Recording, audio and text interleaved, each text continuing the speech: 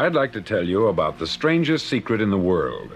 Not long ago, Albert Schweitzer, the great doctor and Nobel Prize winner, was being interviewed in London, and a reporter asked him, "Doctor, what's wrong with men today?" The great doctor was silent a moment, and then he said, "Men simply don't think." And it's about this that I want to talk with you. We live today in a golden age. This is an era that man has looked forward, dreamed of, and worked toward for thousands of years. But since it's here, we pretty well take it for granted.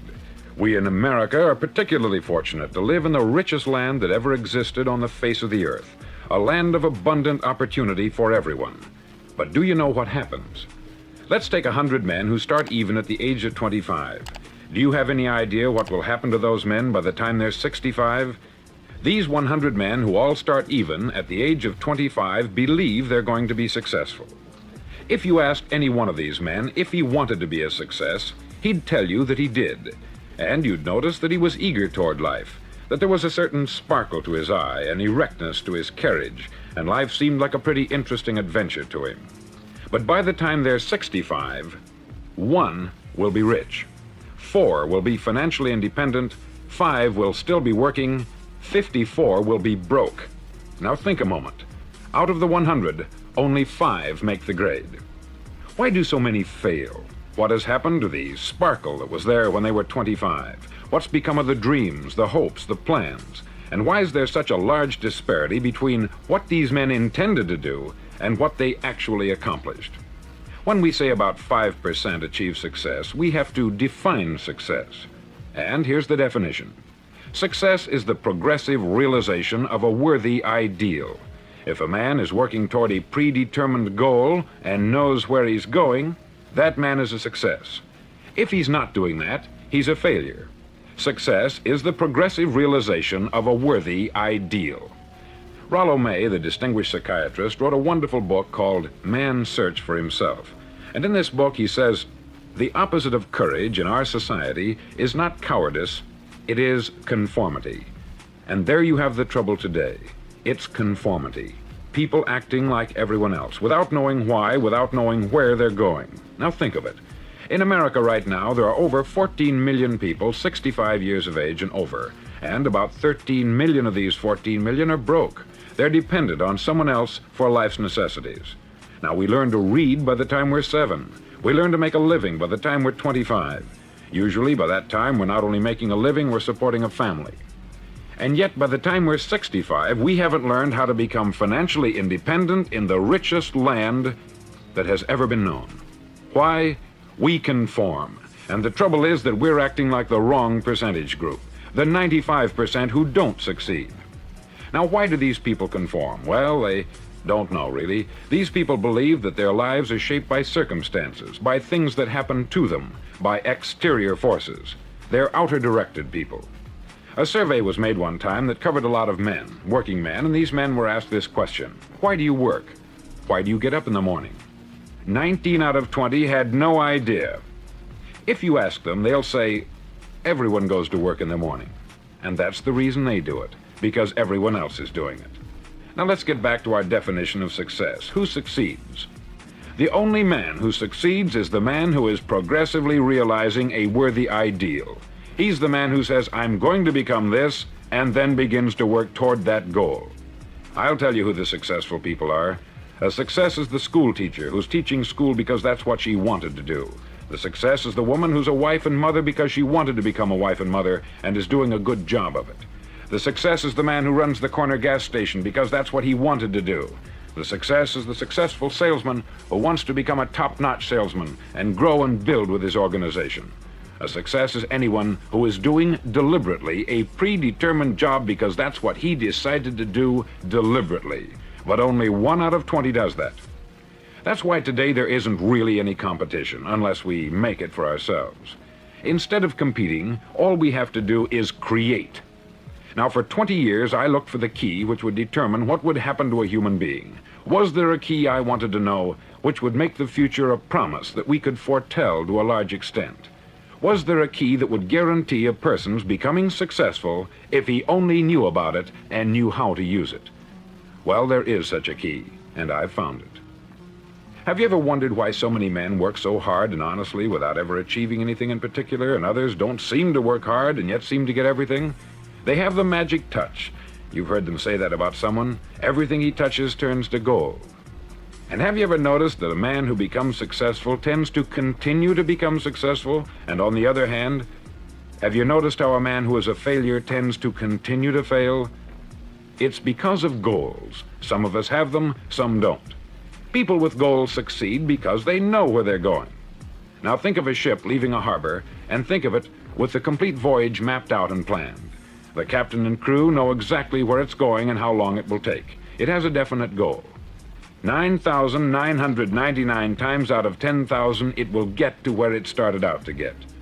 Now let's take another ship, just like the first, only let's not put a crew on it, or a captain at the helm. Let's give it no aiming point, no goal, no destination. We just start the engines and let it go. I think you'll agree with me that if it gets out of the harbor at all, it will either sink or wind up on some deserted beach a derelict. It can't go any place because it has no destination and no guidance. It's the same with a human being. Take the salesman, for example.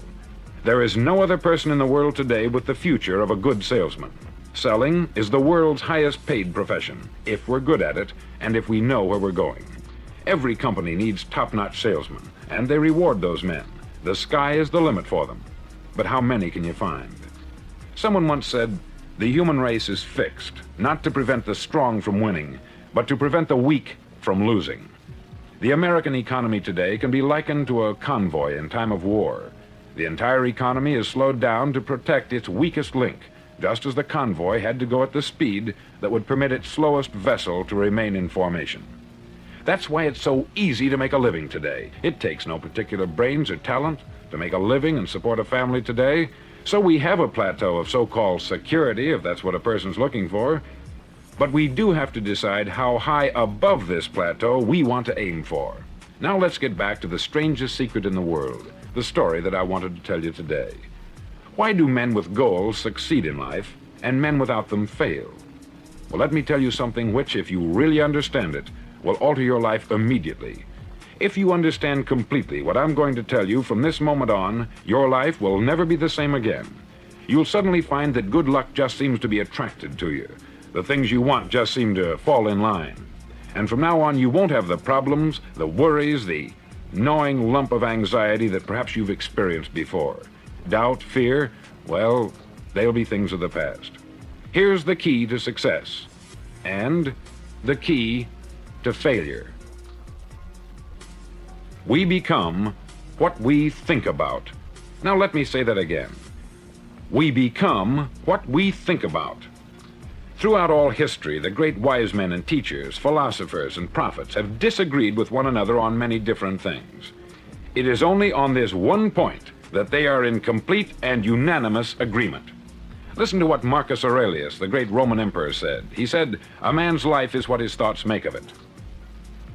Disraeli said this, "Everything comes if a man will only wait. I have brought myself by long meditation to the conviction that a human being with a settled purpose must accomplish it, and that nothing can resist a will that will stake even existence for its fulfillment." Ralph Waldo Emerson said this, "A man is what he thinks about all day long." William James said, "The greatest discovery of my generation is that human beings can alter their lives by altering their attitudes of mind." And he also said, "We need only in cold blood act as if the thing in question were real, and it will become infallibly real by growing into such a connection with our life that it will become real. It will become so knit with habit and emotion that our interest in it will be those which characterize belief." He also said this, "If you only care enough for a result, you will almost certainly attain it. If you wish to be rich, you will be rich. If you wish to be learned, you will be learned. If you wish to be good, you will be good. Only you must then really wish these things, and wish them exclusively, and not wish at the same time 100 other incompatible things just as strongly." In the Bible you read, in Mark 9:23, "If thou canst believe, all things are possible to him that believeth." Dr. Norman Vincent Peale said this, "This is one of the greatest laws in the universe. Fervently do I wish I had discovered it as a very young man. It dawned upon me much later in life, and I've found it to be one of the greatest, if not my greatest discovery, outside of my relationship to God. And the great law, briefly and simply stated, is that if you think in negative terms, you'll get negative results. If you think in positive terms, you will achieve positive results.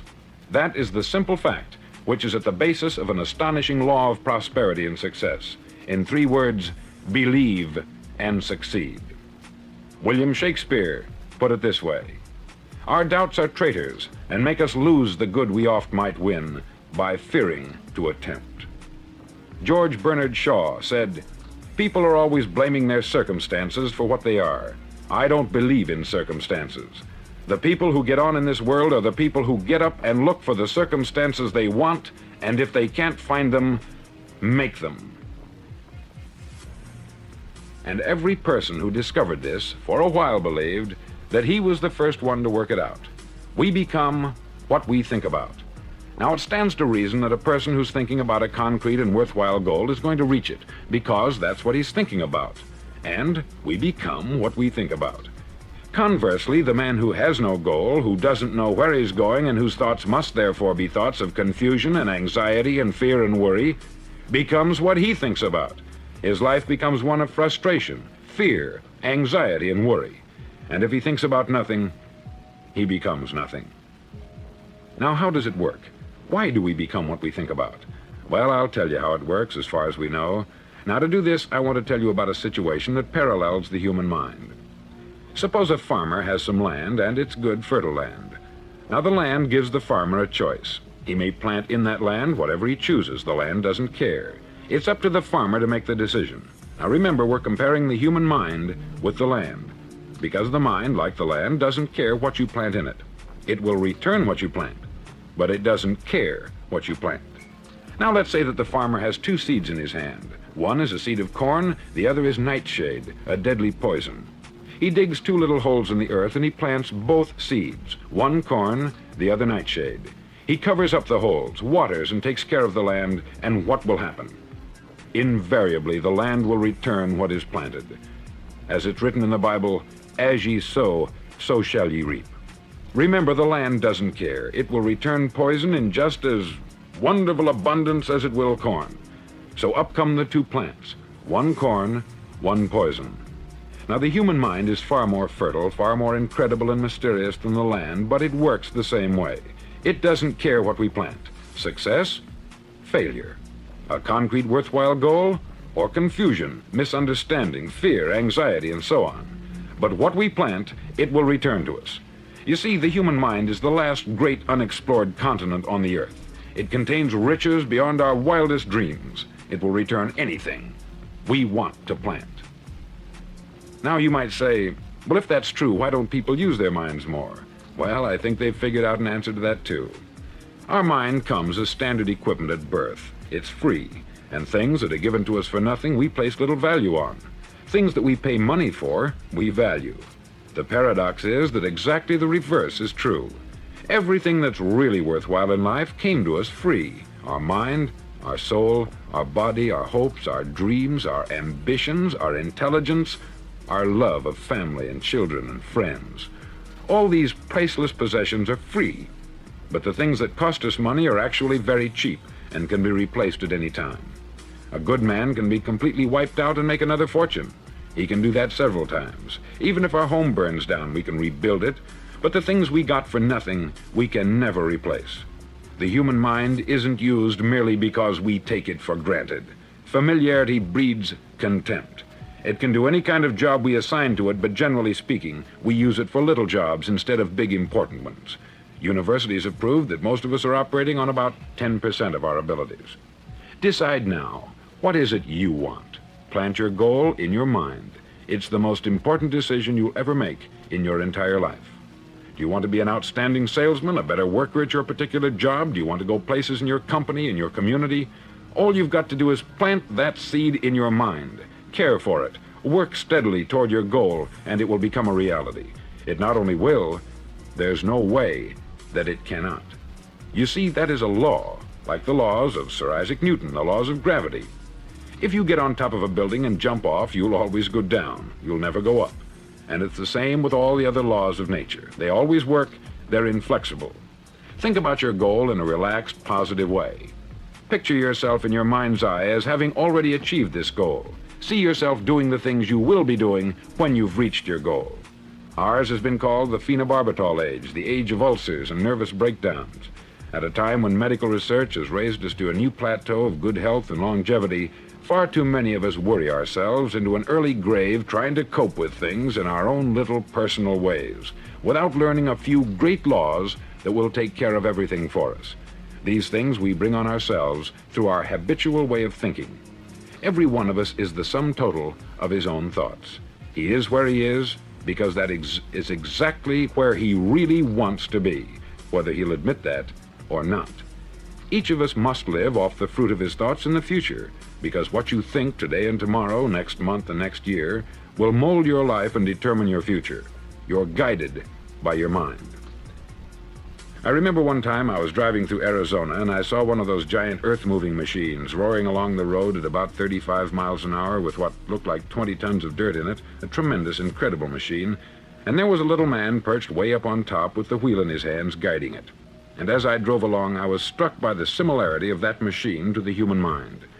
Just suppose you're sitting at the controls of such a vast source of energy.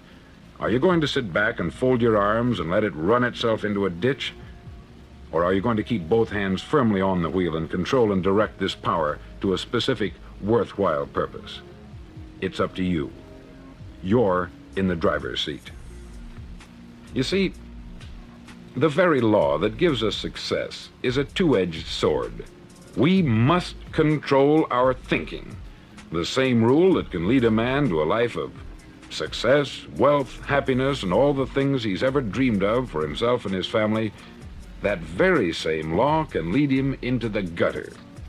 It's all in how he uses it, for good or for bad. This is the strangest secret in the world. Now, why do I say it's strange, and why do I call it a secret? Actually, it isn't a secret at all. It was first promulgated by some of the earliest wise men, and it appears again and again throughout the Bible. But very few people have learned it, understand it. That's why it's strange, and why, for some equally strange reason, it virtually remains a secret. I believe that you could go out and walk down the main street of your town and ask one man after another what the secret of success is, and you probably wouldn't run into one man in a month who could tell you. Now, this information is enormously valuable to us if we really understand it and apply it. It's valuable to us not only for our own lives, but the lives of those around us, our family, employees, associates, and friends. Life should be an exciting adventure. It should never be a bore. A man should live fully, be alive. He should be glad to get out of bed in the morning. He should be doing a job he likes to do because he does it well. One time I heard Grove Patterson make a speech, the editor-in-chief of the Toledo Daily Blade, and as he concluded his speech, he said something that I've never forgotten. He said something like this: "My years in the newspaper business have convinced me of several things. Among them, that people are basically good, and that we came from someplace, and we're going someplace. So we should make our time here an exciting adventure. The architect of the universe didn't build a stairway leading nowhere. And the greatest teacher of all, the carpenter from the plains of Galilee, gave us the secret time and time again. As ye believe, so shall it be done unto you."